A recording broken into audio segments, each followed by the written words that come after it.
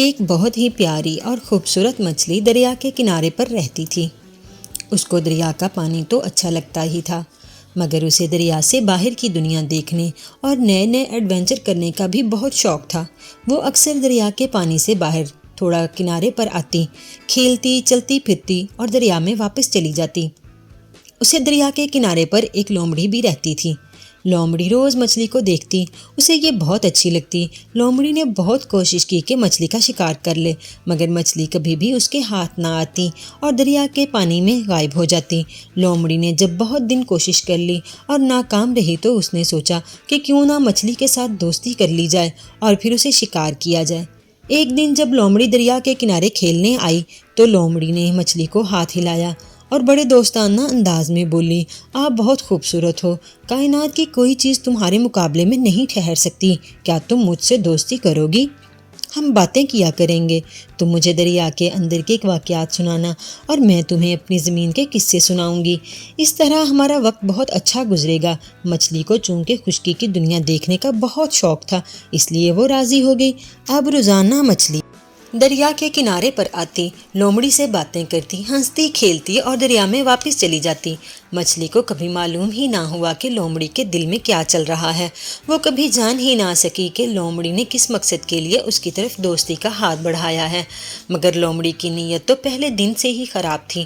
وہ تو بس اس دن کا انتظار کر رہی تھی جب مچھلی کو اس پر مکمل بھروسہ ہو جائے اور وہ اس کے ساتھ زمین کی سیر کرنے کو آئے اور لومڑی اسے کھا جائے۔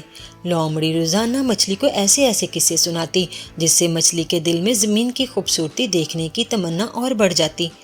ایک دن ایسا ہوا کہ لومڑی نے مچھلی سے کہا، اگر تم چاہو تو میں تمہیں اپنی پیٹھ پر سوار کر کے زمین کی سیر کروا سکتی ہوں، اس طرح تم زمین کی سیر بھی کر لو گی اور میں تمہیں جلد دریا میں واپس بھی چھوڑ دوں گی۔ مچھلی کہتی ہے، مجھے تو سانس لینے کے لیے پانی کی ضرورت ہے۔ لومڑی جواب دیتی ہے، اس کا بھی میرے پاس ایک حل ہے، میں آتے ہوئے اپنے ساتھ ایک بڑے سائز کا پپیتا 2 حصے کر کے لے آؤں گی، میں اس کے بیج اور گودا بھی نکال دوں گی، تم اس طرح پانی میں رہتے ہوئے اس میں پانی بھر لینا، اس طرح تمہیں میرے ساتھ چلنے میں کوئی مشکل نہیں ہوگی۔ مچھلی کہتی ہے، لومڑی تم کتنی اچھی دوست ہو، تمہیں میرا کتنا خیال ہے۔ اگلے دن لومڑی بڑے سائز کے پپیتے کا خول لے کر مچھلی کے پاس پہنچ جاتی ہے۔ مچھلی خوشی سے اس میں پانی بھرتی ہے اور لومڑی کی پیٹھ پر سوار ہو جاتی ہے۔ اب مچھلی لومڑی کی پیٹھ پر سوار ہو کر زمین کی سیر کو روانہ ہو جاتی ہے، مگر وہ نہیں جانتی تھی کہ یہ سیر اس کی زندگی کی آخری سیر بھی ہو سکتی تھی۔ جب لومڑی مچھلی کو دریا سے تھوڑا دور لے آئی تو اس نے سوچا، اس بوجھ کو زیادہ دور لے جانے کی ضرورت نہیں، کیوں نہ میں یہاں ہی اس کا کام تمام کروں اور مزے کی دعوت اڑاؤں۔ لومڑی نے مچھلی کو ایک جھٹکے سے زمین پر پٹکا، مچھلی زور سے زمین پر گری، پپیتے کے خول ٹوٹ گئے اور پانی بھی گر گیا۔ لومڑی بولی، مچھلی رانی تم کیا سمجھتی تھی، میں تمہیں سیر کرانے لائی ہوں، ایسا نہیں ہے، میں تمہیں کھانا چاہتی تھی کیونکہ تم بہت ہی لذیذ ہو، اور مچھلی کے اوپر جھپٹی۔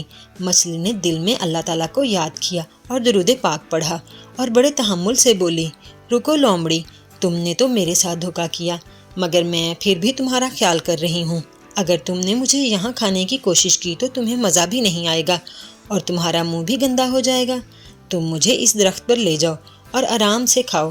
لومڑی سوچتی ہے کہ کہہ تو مچھلی ٹھیک رہی ہے، وہ مچھلی کو اٹھاتی ہے اور دریا کے قریب کھڑے درخت پر چڑھنے لگتی ہے۔ جب لومڑی درخت پر چڑھتی ہے تو مچھلی کہتی ہے، بہن لومڑی اس شاخ پر بیٹھ جاؤ، یہ زیادہ اچھی اور مضبوط ہے۔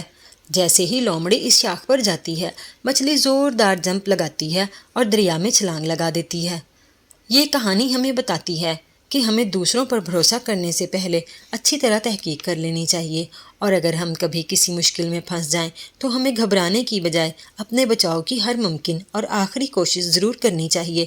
اپنے حوصلے اور ہمت کو بلند کرنے کے لیے اللہ تعالیٰ کا ذکر اور نبی پاک صلی اللہ علیہ وسلم پر درود شریف پڑھنا چاہیے۔